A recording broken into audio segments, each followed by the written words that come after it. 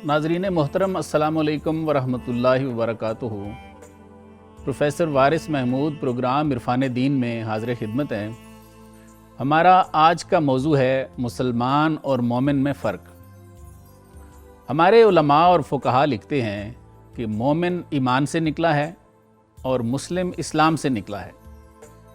इसका मतलब है कि ईमान का ताल्लुक़ बातिन से है और इस्लाम का ताल्लुक़ ज़ाहिर से है, यानी अल्लाह पर, रसूलों पर, फ़रिश्तों पर, क़यामत के दिन पर, आसमानी किताबों पर सिद्क़े दिल से यकीन करना ईमान है, जबकि नमाज, रोज़ा, ज़कात, हज, बदनी और माली इबादतें इस्लाम में दाखिल हैं। दूसरे लफ्ज़ों में जो तालीमात हुज़ूर सल्लल्लाहु अलैहि वसल्लम लेकर आए हैं उन्हें मानना ईमान है और उन पर अमल करना इस्लाम है, और इस बात पर तमाम मकातब फ़िक्र का इत्तफ़ाक़ भी है। लेकिन यहाँ एक सवाल पैदा होता है कि तालीमात पर अमल तो हम सब करने की कोशिश करते हैं, लेकिन क्या हमारे ईमान एक जैसे हैं? हरगिज़ नहीं।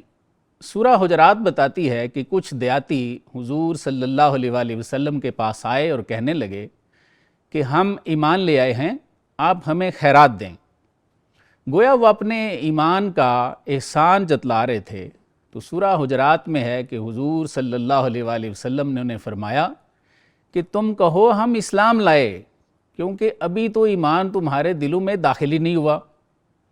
देहातियों के इस वाक़े से मालूम हुआ कि इस्लाम का बज़ाहिर इजहार करने वाला मुसलमान तो हो सकता है, मोमिन नहीं। फिर मुस्लिम शरीफ में है कि एक दिन हज़रत हंज़ला रज़ियल्लाहु ताला अन्हु आहो बुका करते जा रहे थे कि हंज़ला मुनाफिक हो गया है। रास्ते में हज़रत अबू बकर सिद्दीक़ रज़ियल्लाहु ताला अन्हु से मुलाकात हुई। उन्होंने हाल पूछा तो इन्होंने यही जवाब दिया कि हंज़ला तो मुनाफिक हो गया है। आपने हौसला अफजाई करते हुए फरमाया कि भाई हाल तो हमारा भी ऐसा ही है। चनाचे ये दोनों हुज़ूर सल्लल्लाहु अलैहि वसल्लम की बारगाह अक़दस में पहुँचते हैं। उधर जाके अर्ज़ किया कि हुज़ूर हंज़ला मुनाफिक हो गया है। आप सल्लल्लाहु अलैहि वसल्लम ने फरमाया क्यों भाई, क्या हुआ? तो उन्होंने अर्ज़ किया कि हुज़ूर, जब हम आपके पास होते हैं और आप हमें कुरान, ज़िक्र, जन्नत, दोज़ख का बता रहे होते हैं तो हमें ऐसे महसूस होता है कि हम जन्नत दोज़ख को देख रहे हैं, लेकिन जब बीवी बच्चों के पास जाते हैं तो ये कैफियत नहीं रहती। आप सल्लल्लाहु अलैहि वसल्लम ने फरमाया कि तू मुनाफिक नहीं हुआ, मुसलमान की ये कैफियत होती रहती है, कभी ऐसी और कभी वैसी। और अगर तुम्हारी वो कैफियत जो हमारे पास होती है तुम्हारा हाल बन जाए तो गली कूचों में जहाँ से तुम गुज़रते हो फरिश्ते तुम्हारे दीदार के लिए और तुमसे मुसाफा करने के लिए रास्तों में खड़े हो जाए। मालूम हुआ कि जो लोग अपने अहवाल की हिफाजत करते हैं उनके मामलात आम मुसलमानों जैसे बिल्कुल नहीं हैं। नाज़रीन, मोमिन और मुसलमान में क्या फ़र्क है, इस मौजू पर मज़ीद जानने के लिए मेहमानों से गुफ्तगू का आगाज़ करते हैं। मेरे साथ आज शरीके गुफ्तगू होंगे जनाब अल्लामा हैदर अलवी साहब, और मेरे दूसरे मेहमान हैं मुफ्ती महबूबुर रहमान गोल्डवी साहब। सर खुश आमदीद। बहुत अल्लाह। अल्लामा साहब, ये इरशाद फरमाइए कि मुसलमान और मोमिन में क्या फ़र्क है? बिस्मिल्लाहिर्रहमानिर्रहीम। मैं बाज़ुबान कलंदर लाहौरी आगाज़ करूँगा कि खिरद ने कह भी दिया ला इलाहा सुभान अल्लाह, वाह वाह। दिलो निगाह जो मुसलमान नहीं तो कुछ भी नहीं। वाह। यकीनन ईमानियात की तरफ जब नज़र जाती है तो कहा जाता है कि आइडियालॉजी आपके दिल के अंदर पैदा होने वाली वो वारदात जिसके ज़रिए आप अपने रब की कुर्ब को और उसकी पहचान को हासिल करते हैं। जी, मतलब इकरारुम बिल लिसान व तस्दीकुम बिल क़ल्ब, ईमान इस कैफियत का नाम है। ठीक। ज़ाहिरन अगर किसी शख्स ने ज़ुबान से कहा, दिल ने तस्दीक नहीं की, तो इस्लाम ने उसे मुनाफिक कहकर फिर दरकिल असफल करार दिया है कि उसका ज़ाहिर और बातन एक नहीं है। इसका मतलब है कि ज़ुबान और दिल दोनों का तस्दीक करना ये ईमान की कैफियत है। और कहा जाता है कि ईमान जब बढ़ता है, ईमान जब अपने उरूज को जाता है तो फिर इंसान के ज़ाहिर के ऊपर कुछ कैफियत तारी होती हैं। वो जो ज़ाहिर की कैफियत हैं उसे आप यूँ कह लीजिए कि ये इस्लाम है या ये मुसलमान होने की जो है वो अलामत है। آقا کریم صلی اللہ علیہ وآلہ وسلم کی بارگاہ میں صحابہ کرام علیہم رضوان موجود ہیں. اچانک ایک شخص آتا ہے, بڑا ہی اس کا لباس دیکھا جائے تو بڑا اجلا ہے, اور اس کے چہرے کی رنگت دیکھی جائے تو وہ بھی بڑی دیدنی ہے. وہ آ کر نبی پاک صلی اللہ علیہ وآلہ وسلم کے سامنے دو زانوں ہو کر بیٹھتا ہے اور آقا کے گھٹنوں سے گھٹنے جوڑ کر بیٹھ جاتا ہے. صحابہ کہتے ہیں یہ ادب کی کیفیت اس سے قبل ہمارے پاس نہیں تھی, ہم پہلی بار دیکھ رہے تھے کہ بارگاہ رسالت کا ادب کیا ہے. دو زانوں ہو کر ایک شخص آ کر بیٹھتا ہے, اور وہ اجنبی ہے جس کو ہم نے آج تک دیکھا نہیں ہے. وہ عرض کرتا ہے آقا مل ایمان, ایمان کسے کہتے ہیں؟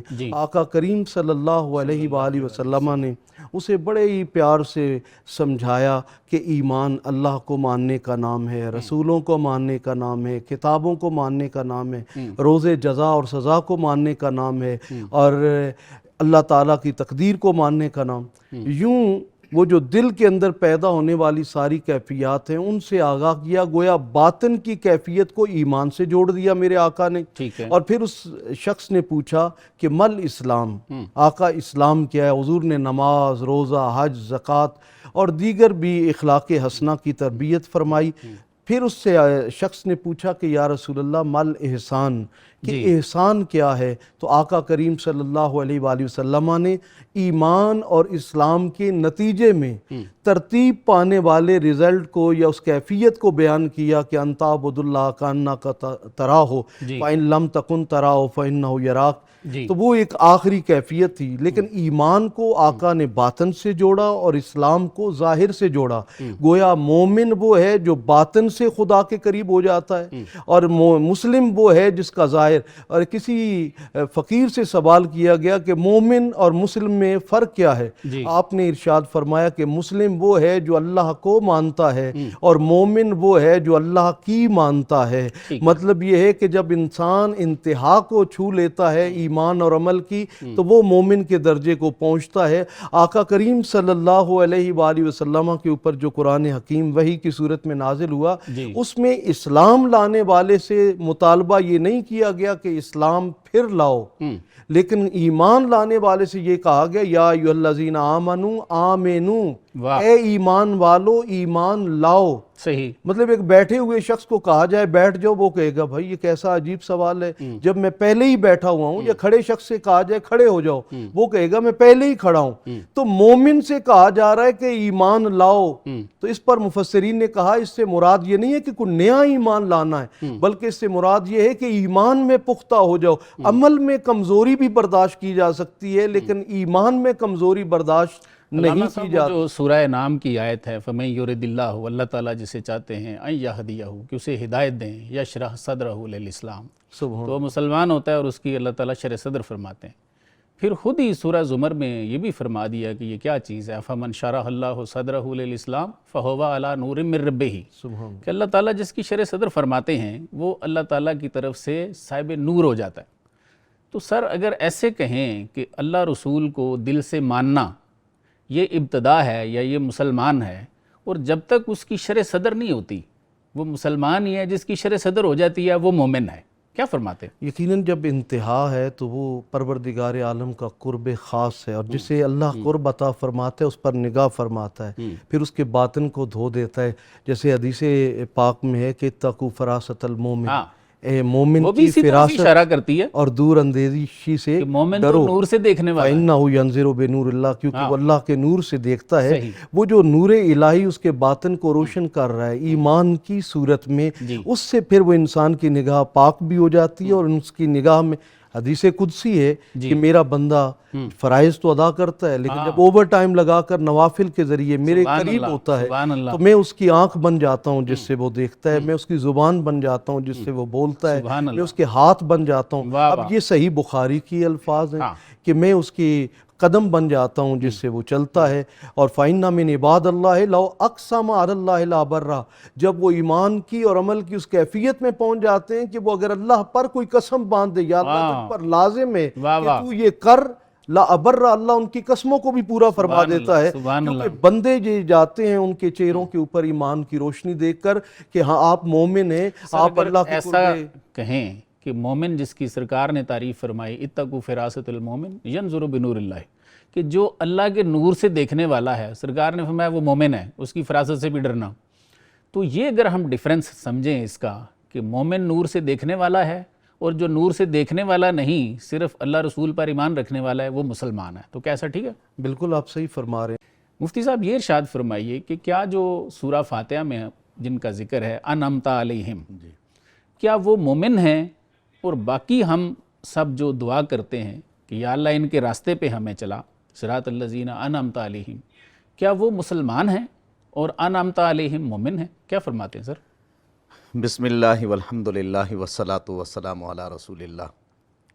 پروفیسر صاحب، سب سے پہلے آپ کا شکر گزار ہوں کہ ایک خوبصورت عنوان پر آپ نے مدعو کیا، بہت اور آپ کی پوری ٹیم کا اللہ تعالیٰ آپ کو مزید برکتیں عطا فرمائے. آمین. سب سے پہلے میں اس حوالے سے یہ عرض کرنا چاہوں گا، ایک ہے مسلمان ہونا، جی. دوسرا ہے مومن، صاحب ایمان ہونا. ٹھیک. یاد رکھ لیں کہ جو مسلمان ہے اس کے لیے یہ لازم نہیں ہے کہ وہ مومن بھی ہو. بالکل ٹھیک ہے. لیکن جو مومن ہے وہ مسلمان بھی ہوتا ہے. ضروری ہے کہ وہ مسلمان بھی ہو. بالکل ٹھیک.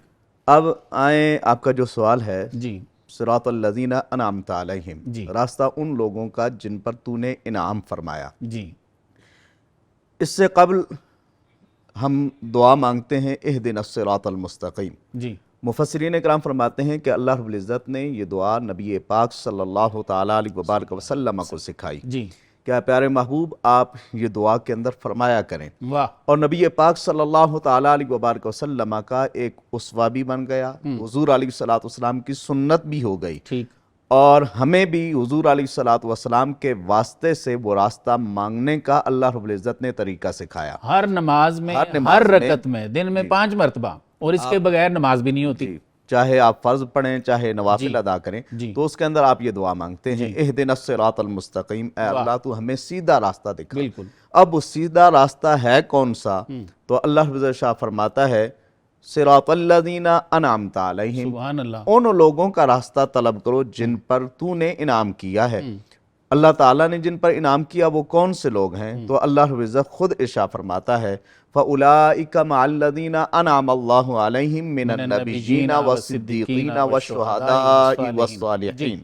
بالکل ٹھیک. فرمایا ان میں سے ایک گروہ انبیاء کا ہے، دوسرا صدیقین کا ہے، تیسرا شہداء کا ہے، چوتھا صالحین کا ہے. وَحَسُنَ أُولَئِكَ رَفِيقًا. جی، ان اللہ چار کہتے ہیں تمہارے بہترین دوست ہیں.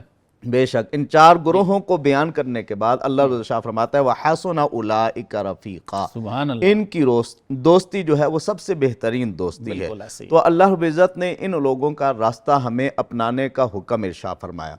اب اس آیہ کریمہ میں کون کون سی وہ ہستیاں ہیں، کون کون سی وہ ذوات ہیں جن کا اللہ رب العزت نے انعام یافتہ گروہوں کے اندر ذکر فرمایا ہے. پہلا تو قرآن کے ساتھ تفسیر ہو گئی، اور مفسرین اکرام نے، جتنے بھی مفسرین اکرام ہیں، انہوں نے یہی لکھا ہے کہ انعام یافتہ لوگوں سے یہ 4 گروہ بالکل ایسے، بالکل ایسے. ایک جگہ پہ حضرت عبداللہ ابن عباس رضی اللہ تعالیٰ عنہ کے حوالے سے امام قرطبی نے نقل کیا ہے. جی. فرماتے ہیں کہ جو اللہ رب العزت فرما رہا ہے نا کہ ان لوگوں کا راستہ طلب کرو جن پر اللہ نے انعام فرمایا ہے، وہ انبیاء کا راستہ ہے.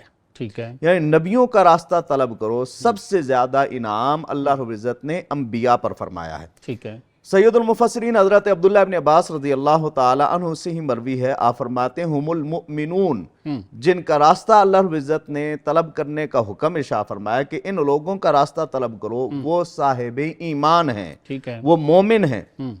اور امام وقی سے جو روایت مروی ہے اس میں وہ فرماتے ہیں کہ اس سے مراد المسلمون بھی آیا ہے کہ جو مسلمان ہیں ان لوگوں کا راستہ طلب کرو. مسلمان بھی وہ ہیں کہ جو مومنون ہیں. جی جی، میں اس وجہ سے پہلے عرض کر چکا ہوں کہ جو مسلمان ہے اس کے لیے لازم نہیں ہے کہ وہ صاحب ایمان بھی ہو. بالکل ٹھیک. اور ایمان والے کے لیے لازم ہے کہ وہ مسلم بھی ہو. بالکل صحیح، بالکل. تو یہاں ان تمام روایات کو دیکھ کر یہ پتہ چلتا ہے کہ ایمان سے مراد وہ لوگ ہیں جو دین اسلام کے اندر کامل ہیں، ماشاءاللہ، جن کا ظاہر بھی جن کا باطن بھی بالکل ٹھیک ہے، دین اسلام کے ساتھ جڑا ہوا ہے.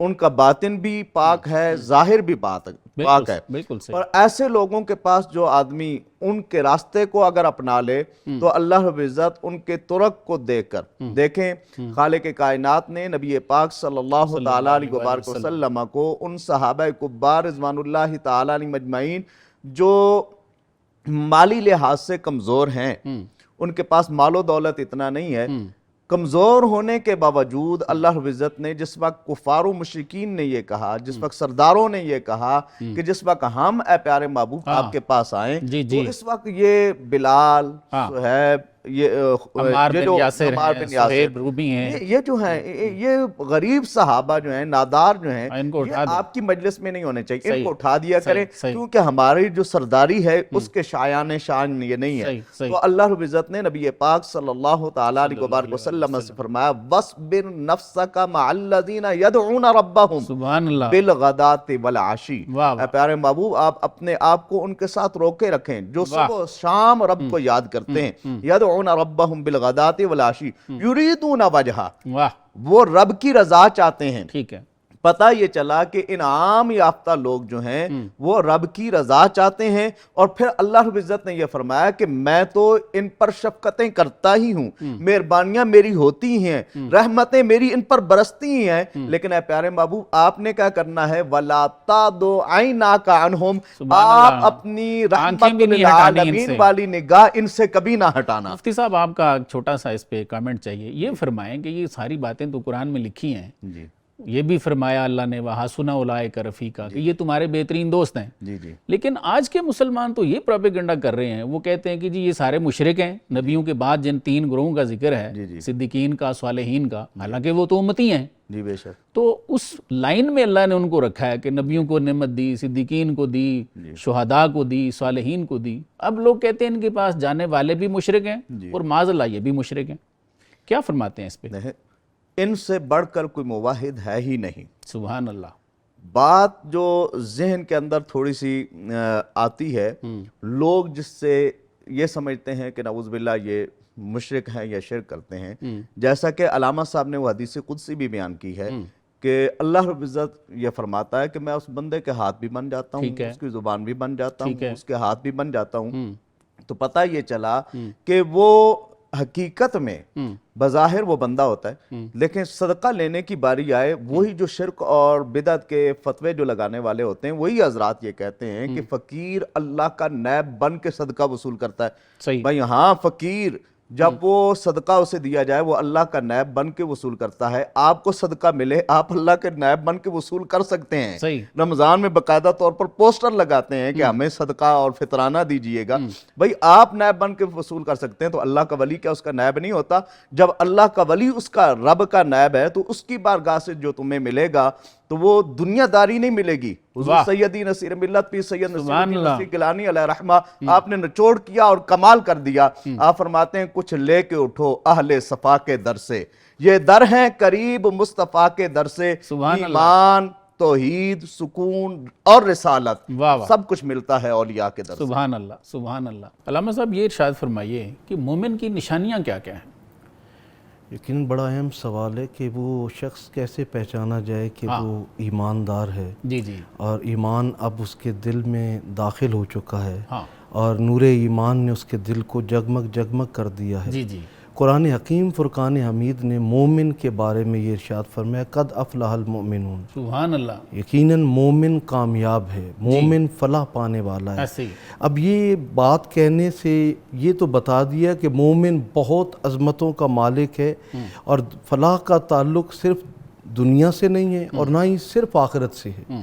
جب بھی فلاح کا لفظ استعمال قرآن نے کیا تو دنیا اور آخرت دونوں کی کامیابی اس میں۔ ہم لوگ بظاہر ان کی کون کون سی نشانیاں دیکھ سکتے ہیں اور یہ کہہ سکتے ہیں کہ اچھا یہ مسلمان ہے اور یہ مومن ہے؟ سر یعنی قرآن حکیم فرقان حمید نے 6-7 ایسی علامات کو بیان کیا ہے جن کو جاننے کے بعد ہمیں یہ پتہ چل جاتا ہے کہ یہ شخص، اچھا وہ نشانیاں جو قرآن حکیم نے ایمان کے نتیجے میں ترتیب دے کر ہمیں بتائی ہیں، وہ یہ کہہ لیں کہ وہ ایمان کا ثمرہ ہیں، وہ ایمان کا نتیجہ ہیں، ایمان کا پھل ہیں، یا ایمان کے وہ اثرات ہیں جو انسانی زندگی پر نظر آتے ہیں۔ قرآن حکیم فرقان حمید نے فرمایا اللہ زینہ ہم فی صلاتہم خاشعون، سبحان اللہ، کہ سب سے پہلے یہ کہ وہ نماز صرف ظاہراً نہیں پڑھتے، خشوع ہے اس بلکہ میں، ان کی نمازوں کے اندر خشوع ہوتا ہے، ان سبحان کا اللہ، دل سجدہ ریز واہ ہوتا ہے۔ واہ واہ، مطلب یہ ہے کہ نمازیں ہی مختلف ہیں، وہ نماز عمومی نہیں ہیں، واہ واہ، جیسے آقا کریم صلی اللہ علیہ وآلہ وسلم یقیناً ایمان کی جان ہیں، آپ صلی اللہ علیہ وآلہ وسلم جب حالت نماز میں ہوتے تھے تو کہا جاتا ہے جیسے ہانڈی کھولتی ہے اور اس میں سے آواز آتی ہے، وہ کیفیت آپ کے قلب اطہر کی ہوتی تھی، اللہ کی بارگاہ میں خشوع اور خضوع کے ٹائم سبب۔ کا میں کچھ اور نشانیاں مومن کی، پھر قرآن حکیم فرقان حمید نے کہا کہ والذین ہم عن اللغو معرضون، سبحان کہ اللہ، وہ اعراض کرتے ہیں، دور ہوتے ہیں لغو گفتگو سے۔ مطلب یہ ہے کہ اپنی زبان کا جو استعمال ہے، اپنی زبان کو غلط چیزوں سے بچاتے ہیں، مطلب ہر لمحے ان کی زبان ذاکر رہتی ہے اپنے رب کی، آیات جاری رہتی ہیں، حضور نبی کریم کی ثنا جاری رہتی ہے، اہل بیت اطہار کے تذکرے کرتے ہیں، بلکہ وہ ان سے ہمیشہ کنارہ کشی کرتے ہیں، اور وہ لوگ جو دنیا پرست ہیں گویا ان سے وہ اعراض برتتے ہیں۔ پھر فرمایا والذین ہم لزکاتہم لزکات فاعلون، کہ وہ زکوٰۃ کے لیے عمل کرنے والے ہیں۔ اب یہاں پر زکوٰۃ دینے والا نہیں کہا، فاعلون کہا ہے، لزکات فاعلون، کہ وہ زکوٰۃ کے لیے عمل کرنے والے ہیں۔ اس سے مراد یہ ہے کہ زکوٰۃ فقط پیسے کی صورت میں نہیں وہ دیتے ہیں، بلکہ وہ قلب و جان کی بھی زکوٰۃ دیتے ہیں، وہ اپنے نفس کی بھی زکوٰۃ ادا کرتے ہیں، وہ اپنی جان کی بھی زکوٰۃ ادا کرتے ہیں۔ ان کو آپ دیکھیں گے کہ وہ ساری رات اللہ کی بارگاہ میں قیام کرتے ہیں اور دن بھر حالت روزہ میں اپنے رب کو راضی کرنے کی کوشش کرتے ہیں۔ گویا ان کی زکوٰۃ کی ادائیگی وہ نہیں ہے کہ 2.5% دینی ہے، وہ ساری زندگی حالت زکوٰۃ میں رہتے ہیں اور وہ عطا کرتے رہتے ہیں۔ اور پھر فرمایا والذین ہم لفروجہم حافظون، کہ ان کی ایک شان یہ بھی ہے کہ وہ اپنی شرمگاہوں کی حفاظت، بد کردار نہیں ہوتے، وہ جیسے ہمارے ہیں کہ ناڑے کے پکے، یہ مضبوط ہوتے ہیں، مطلب یہ ہے کہ ان کی نگاہیں بھی پاک ہوتی ہیں، ان کی شرمگاہیں بھی پاک ہوتی ہیں۔ آقا کریم صلی اللہ علیہ وآلہ وسلم نے فرمایا کہ 2 چیزوں کی گارنٹی تم مجھے دے دو، میں جنت کی گارنٹی تمہیں دیتا ہوں۔ فرمایا جو جبڑوں کے درمیان ہے اور جو آپ کی شرمگاہ ہے، اس کی حفاظت کی گارنٹی تم مجھے دے دو۔ قرآن نے کہا مومن کی پہچان یہ ہے کہ وہ اپنی شرمگاہوں کی حفاظت کرتے ہیں۔ آج جس معاشرے میں ہم جی رہے ہیں یہاں بے حیائی کو فروغ دیا جا رہا ہے، ایسے میں ہم نے ثابت کرنا ہے ہم اللہ پر کامل ایمان رکھتے ہیں، تو اس کا ایک طریقہ یہ بھی ہے کہ الحیاء من الایمان، حیا ایمان میں سے ہے، ہمیں اپنے وجود کو حیا کے سانچے میں ڈھالنا ہوگا۔ وہ حیا اللہ سے بھی اس کا تعلق ہے، رسول اللہ سے بھی ہے، اور ہمارے قرب و جوار میں جتنے بھی خواتین و حضرات رہتے ہیں وہ سب سے ہمیں حیا والا تعلق جوڑنا ہوگا۔ اور حیا کا تقاضا ہے کہ ہم اپنی شرمگاہ کی، ہم دوسروں کو حفاظت کی تربیت نہ بھی دے سکیں، اپنے وجود کی حفاظت تو کریں۔ بالکل ٹھیک۔ مفتی صاحب یہ ارشاد فرمائیے کہ کیا مومن کا انکار قرآن و سنت کا انکار ہے؟ سر جی بڑا اہم سوال آپ نے رکھا ہے۔ سب سے پہلی بات تو یہ ہے کہ حضرت ابو ذر غفاری رضی اللہ تعالیٰ عنہ آپ فرماتے ہیں کہ نبی پاک صلی اللہ تعالیٰ علیہ وآلہ وسلم نے فرمایا کہ جس آدمی نے کسی بندہ مومن کے لیے، مسلمان کے لیے کافر کا لفظ کہا، اگر اس کے اندر وہ نہیں ہے تو وہ کفر اسی کی طرف لوٹ جاتا ہے۔ تو ہمیں اس سے یہ معلوم ہوتا ہے کہ بندہ مومن کو کافر کہنے والا وہ جس وقت دائرہ اسلام سے نکل جاتا ہے وہ خود کفر اس کی طرف لوٹ جاتا ہے۔ سر اسی طریقے سے آج کل کافر تو نہیں کہتے، مشرک کہتے ہیں۔ جی تو اگر کافر کہنے والے کا کفر اس پہ لوٹ جاتا ہے تو وہ جو مشرک کہتا ہے کیا وہ خود نہیں مشرک ہو جاتا اس سے؟ دیکھیں، ایک ہے کفر، دوسرا ہے شرک، اور شرک کے بارے میں رب فرماتا ہے ان الشرک لظلم عظیم۔ کفر سے زیادہ بدتر جو ہے وہ شرک ہے۔ بالکل ٹھیک۔ اگر بندہ مومن کو کوئی بندہ مشرک کہتا ہے، اگر کافر کہنے والا کفر اس کی طرف لوٹ رہا ہے تو اس سے بدترین جو کفر ہے جسے شرک کہا جاتا ہے تو لازماً اس کی طرف لوٹے گا۔ ایک اور چیز کہ یہ تو ہے کہ کہہ دینا زبان سے، اگر ہم کسی مومن کو مانتے ہی نہیں ہیں تو اس پہ کیا ارشاد فرماتے ہیں؟ اگر کوئی مومن، نبی پاک صلی اللہ تعالیٰ علیہ وسلم نے اس کی مثال دے کر فرمایا کہ جو ہماری طرح نماز پڑھے، من صلی صلاتنا، جو ہماری طرح نماز پڑھے اور ہمارے قبلے کی طرف منہ کرے، واستقبل قبلتنا، اور ہمارا ذبیحہ وہ کھائے، مسلمان ہے۔ حضور علیہ الصلوۃ والسلام نے فرمایا وہ مسلمان ہے۔ سر آپ کو اس سے آگے لے کے چلتا ہوں، جی قرآن میں ہے وَإِذْ قُلْنَا لِلْمَلَائِكَةِ اسْجُدُوا لِآدَمَ، جی جی جب ہم نے فرشتوں سے کہا جی کہ آدم کو سجدہ کرو، فَسَجَدُوا، پس انہوں نے سجدہ کیا، جی الا ابلیس، سوائے ابلیس کے، ابا واستکبر وکان من الکافرین، جی اس نے تکبر کیا اور وہ کافروں میں سے ہو گیا۔ جی جی تو وہ چار گروہ جو علامہ صاحب نے بھی تذکرہ فرمایا، انعم اللہ علیہ من النبیین والصدیقین والشہداء والصالحین، ان میں یہ چاروں انعام یافتہ ہیں۔ جی جی تو پہلے گروہ کا پہلا بندہ، جی اس کو ابلیس نے کہا کہ جی نہیں انا خیر منہ، میں تو اس سے بہتر ہوں، میں تو نہیں مانتا اس کو۔ جی جی تو اگر اس کو قرآن کہتا ہے وَكَانَ مِنَ الْكَافِرِينَ، جی تو آگے جو تین ہیں اگر ان میں سے ان کو نہ مانا جائے جی تو یہ وہی فعل ہے یا اس میں کوئی فرق ہے؟ دیکھیں، ایک ان میں سب سے اعلیٰ درجہ وہ نبوت کا ہے۔ ٹھیک ہو گیا۔ نبوت کو نہ ماننے والا یہ تصریحاً، یعنی کہ اس میں کوئی کسی قسم کا شک نہیں ہے، جی وہ کافر ہو جاتا ہے۔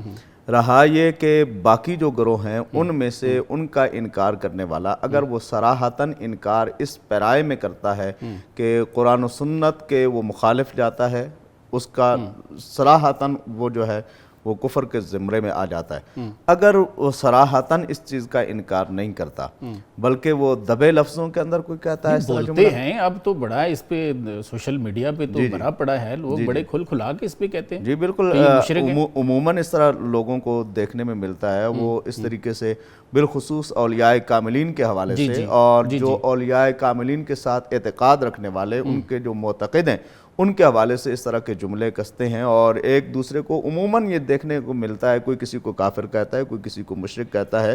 اس طرح کے جملے اس وقت تک نہیں کہہ سکتے جب تک کسی کا کفر ظاہر نہ ہو، صحیح، کیونکہ شریعت کا حکم ظاہر پہ لگتا ہے۔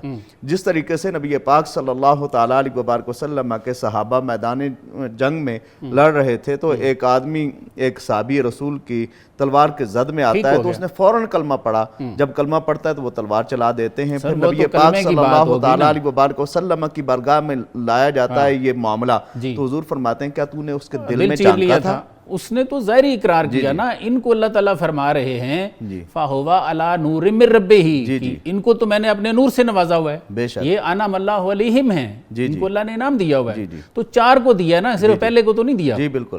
تو اگلے تین پہ اگر ہم یہ جملہ بازی کرتے ہیں یا ایسا خیال رکھتے ہیں یا یہ عقیدہ باندھ لیتے ہیں تو اس پہ ارشاد فرمائیں کہ کیا وہ وہی فعل نہیں ہے؟ دیکھیں، انعام یافتہ لوگ اللہ تعالیٰ جس طریقے سے آپ فرما رہے ہیں کہ ان کو اللہ رب العزت نے چار گروہ بیان فرمایا، قرآن جیسے کہتا ہے انعم اللہ علیہم من النبیین، پہلا گروہ نبیوں کا، وصدیقین، اور اگر صدیقین کا اگر کوئی آدمی انکار کرتا ہے کہ صدیقین ہیں ہی نہیں تو یہ قرآن کا انکار ہے، اور قرآن کا انکار کرنا کفر ہے۔ بالکل ٹھیک۔ والشہداء، اور شہداء کا انکار کرنا، والصالحین، اور درمیان میں یہ تو ملانے کے لیے، عطف کے لیے نا، ملانے کے لیے، ملانے کے لیے جو حکم پہلے کے لیے ہے وہ بعد کے لیے بھی ہے۔ بالکل ٹھیک، بالکل ٹھیک۔ علامہ صاحب یہ ارشاد فرمائیے کہ کسی مومن کی صحبت ہمارے لیے کتنی ضروری ہے؟ بڑا اہم سوال ہے کہ اس وقت ہمارے نفس پریشان ہیں، ہمارے سوچیں بکھری ہوئی ہیں، ایسے ماحول کے اندر ہمیں بھی یکسوئی چاہیے، اور ایمان سب سے پہلے جو بندہ مومن کو عطا کرتا ہے وہ یکسوئی ہے۔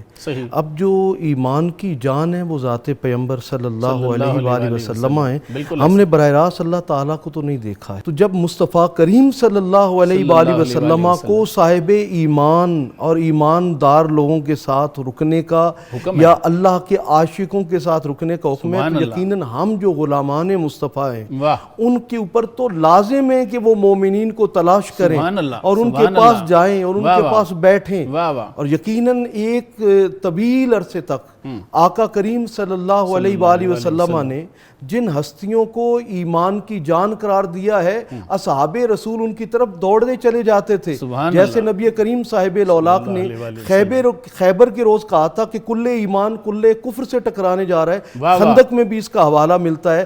پھر ساتھ یہ بھی گارنٹی دے دی میرے آقا نے کہ النظر الی وجہ علی عبادہ، علی کا چہرہ بھی دیکھنا عبادت ہے، کیونکہ یہ کل ایمان ہے، اور اگر تم ان کی صحبت اختیار کرو گے، ان کا ذکر کرو گے، ان کی زیارت کرو گے، تمہارے ایمان ایمان کو جلا ملے گی. اس لیے آج بھی دنیا انہیں امیر المؤمنین کہہ کر پکارتی ہے.